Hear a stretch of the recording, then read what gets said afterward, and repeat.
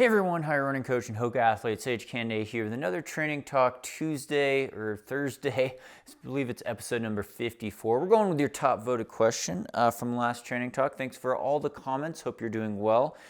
This question is, there is a good conversation to be had about how a good coach modifies a standard program based on how the athlete is responding. Many self-coached would stick to the plan no matter what because that's what they have been told they should do. I will say, if you do have a cookie cutter plan, it generally is a good idea to stick to the plan to kind of be consistent, but things crop up with illness, time constraints, minor injuries that make you question different things in your training schedule and how to optimize your health and performance for your peak race. And making that call yourself is a hard thing to do. Now, the first point I'm going to make, and this is a little bit of shameless self-promotion, business plug. As you know, Coach Sandy and I are in the business of coaching. Our coaching business is higher running. And, you know, the gold standard of coaching an athlete is working one-on-one with them. You hire one of us as a personal coach. We give you feedback maybe multiple times a week.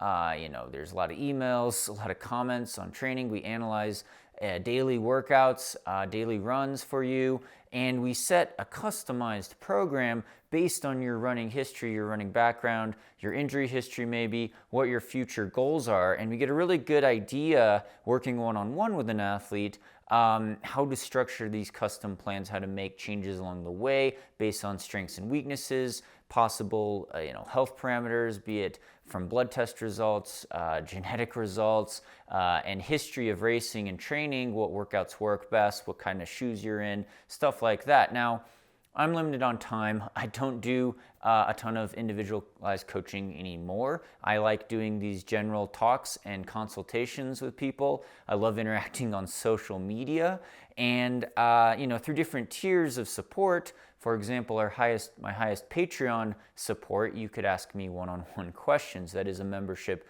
Patreon perk for the highest level. That's where I could do a consultation once a month.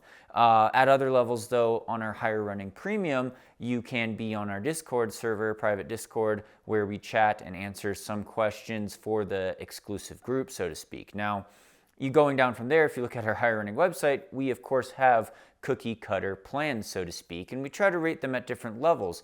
Plan selection is very important in this regard. We also have some free plans on there, but the guidance of how to change that plan is going to really vary, and there's a lot of variables at play when you're looking to modify something in your schedule to try to get around some sort of setback or something like that. So that's what this talk's mainly going to be about. Again, cookie cutter plans on our website, Higher Running. The selection's important because we rate our plans based on what kind of weekly mileage or volume, how many miles or kilometers per week you've been running, what you've done in the past, what your highest weekly volume is, how much time you have to train is a big thing, time constraints, right? And then injury history. We want to get you running a big aerobic base, running probably higher mileage, but at the same time, you can't get hurt, you can't overtrain, you can't sacrifice your speed or the intensity, and you don't want to get sick or injured either in that regard. So it is very specific, and that's why we have different levels of training plans and even different durations. Some are 12 weeks, some are 16 weeks. Sometimes we say, hey, you should be building 3 or 4 weeks of easy aerobic base, or you should maybe do our free aerobic base building plan before you launch into these plans, depending on your experience level and that relative injury history or overtraining history. Now, if you're following a plan, and it doesn't have to be one of our higher running plans, it could be your own plan, it could be some other competitor plan, something out of a book or something, there's going to be a point maybe in your training where something kind of goes wrong. Something's going to throw the plan off, right? Everything doesn't go 100% to plan as much as we like it to, and maybe that's for the best sometimes. So say most common things that crop up when someone's following a plan, they're in the middle of the training, maybe bulk training, the highest weekly mileage, or they're in the middle of the training plan, right? 8 weeks in, and you've still got some time before your goal race, but a hiccup happens where maybe you get a minor illness like a cold, sore throat, you feel under the weather. Maybe something crops up at work and you have to spend extra time on a project where you got to go into the office late, you're losing sleep. All your energy, mental and physical energy, is getting devoted to this work project or work deadline, or your coworkers or bosses bothering you. Or maybe there's some sort of minor family commitment or emergency, especially around the holidays. I think how, maybe you got to go make dinner for the in-laws, or, there's something happens with your kid at school, or some sort of thing, you're going on vacation. There's a lot of travel time, you're losing sleep, you're stressed out. Running is the last thing on your list of things to do for several days, or maybe even the whole week. So your whole plan is compromised then, right? Sometimes you have to skip days. You should skip days, of course, because of the illness issue, but because of the time constraints and the extra stress. And the mental component of the stress is very important, because we only have so much energy to devote to something each day, and the mental stress and the physical stress kind of manifest itself together, if that makes sense, right? It's harder to gear you up to motivate yourself for a hard tempo run or track workout if you've mentally been exhausted from having to do extra work, or you're losing sleep and you're only eating takeout and you're dehydrated and you've been sitting at the desk for a long time, or in your car commuting. So those things all play a role in how exactly we would change the training plan for the athlete, and there are individual factors as well. Generally with an illness, and I could do a whole talk just on changing your training plan for illness.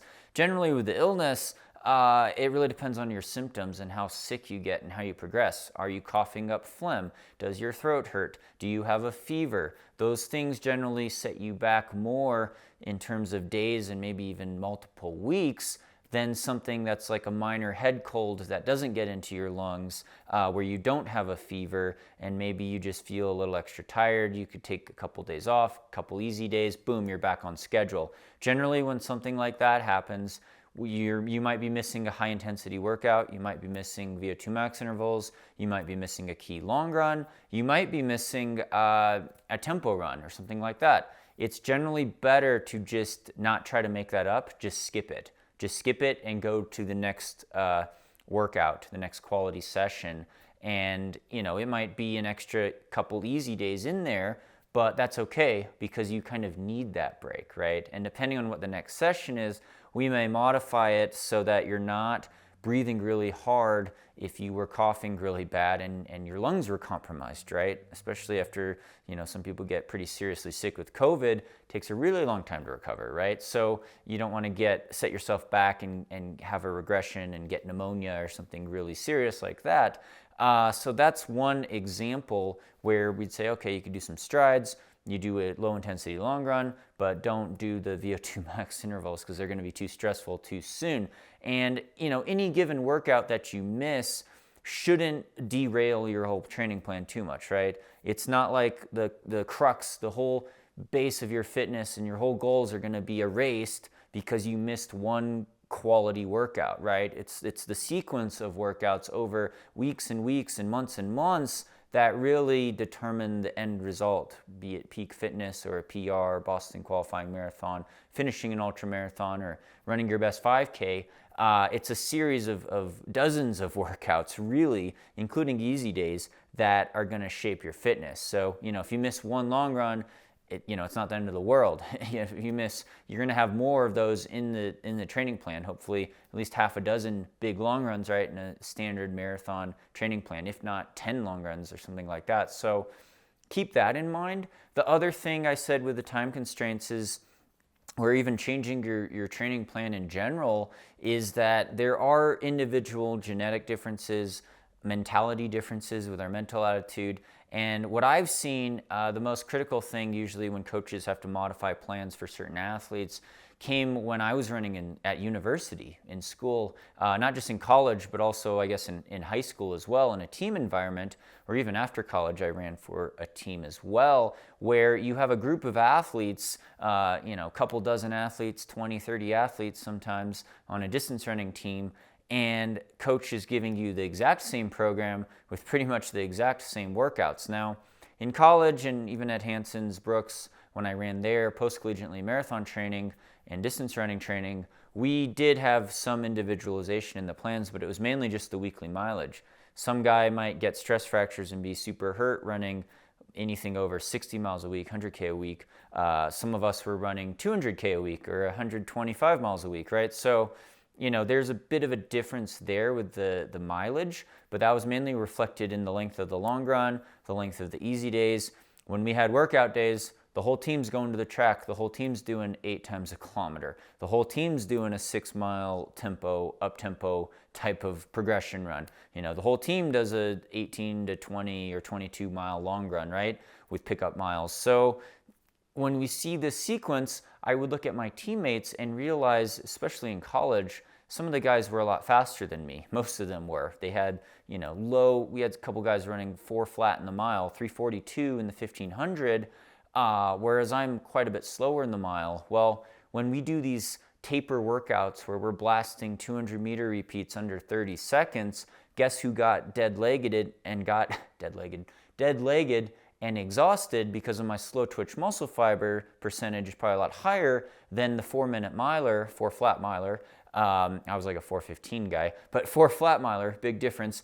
They thrive. They thrive more because maybe they have more fast twitch muscle fibers. They like to sharpen up in the last 2 weeks in the taper phase, whereas I struggled. I came out flat. So when you're tapering and it gets very specific and very individual, sometimes the fast twitch guys like more speed, more intensity, more anaerobic component.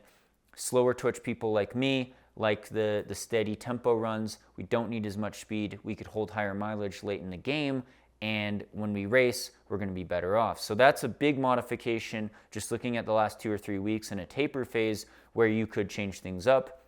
Like I mentioned before, the other reason you'd change things up in the middle of a plan is because of time constraints, injury, or minor illness, where you could skip some workouts around, move some around. The last thing to touch on with that is, sometimes you have to travel for work or travel on vacation. You're running out of time. Maybe there's a blizzard outside. Moving some key workouts like a long run or tempo run a couple days plus or minus in a plan can usually be okay. That happens all the time with athletes I've coached and with athletes that Coach Sandy coaches. You got to adapt to someone's lifestyle a bit and have some flexibility. But at the same time, to the untrained coach, to the untrained eye, and not knowing yourself maybe super well, having that bias of trying to coach yourself, I have that sometimes too, is that you do generally, if you have a set plan, it is better to follow it pretty closely because there's a reason, there's a method to our madness when we write our training plans, and the sequence of workouts, the way I see it and how they're spread out, how the mileage distribution's spread out, how the intensity's spread out, and how much time you have exactly before your goal race does really matter, right? The devil is in the details. And so if you start moving things around too much, then everything gets moved around. If you start skipping workouts too much, then you've kind of defeated the whole purpose of the sequence of workouts and the whole core element, the whole important thing of the training plan. And you're customizing it, but maybe you customize it too much, so to speak, right? So that's kind of the idea when we're looking at set plans. Again, coaching is a science and an art, and I've realized that coaching a lot of different people from a lot of different backgrounds and consulting with them. And then through my own running history, it's changed a lot as I get older, but also as I've changed race distance and different types of events, right? Any service, any distance. Sometimes there needs to be a more focus on speed and leg turnover. Sometimes there needs to be more of a focus on extending that speed through up-tempo runs or longer tempo efforts, or just simply increasing someone's base mileage to the point where they're not getting hurt and they could handle higher volume with a bigger aerobic base, and that sets them up for future development. But yeah, there's a genetic component, there's a mental component, there's a lifestyle factor component, age component, you name it. It's a lot of complexity there, but we're just scratching the surface. Thanks so much for tuning in to these types of training talks. Again, be sure to comment below with future training talk topics that you'd like to hear about. I've done a lot over the last 12 plus years on this YouTube channel. Really appreciate all the Patreon support. Shout out to title sponsor Hoka, keeping the dream alive. More vlog updates coming your way. All the sponsors basically, but also people that have supported our coaching business through Higher Running. You can follow us on social media at Higher Running, as well as me at Canaday, Instagram, Twitter, TikTok, Facebook fan page, you name it. Thank you so much for subscribing on here, liking these videos, sharing them. Check out the playlist again for future Training Talk topics and vote up comments you'd like to hear about. Hope you're doing well, and stay tuned for more VO2 Max Productions.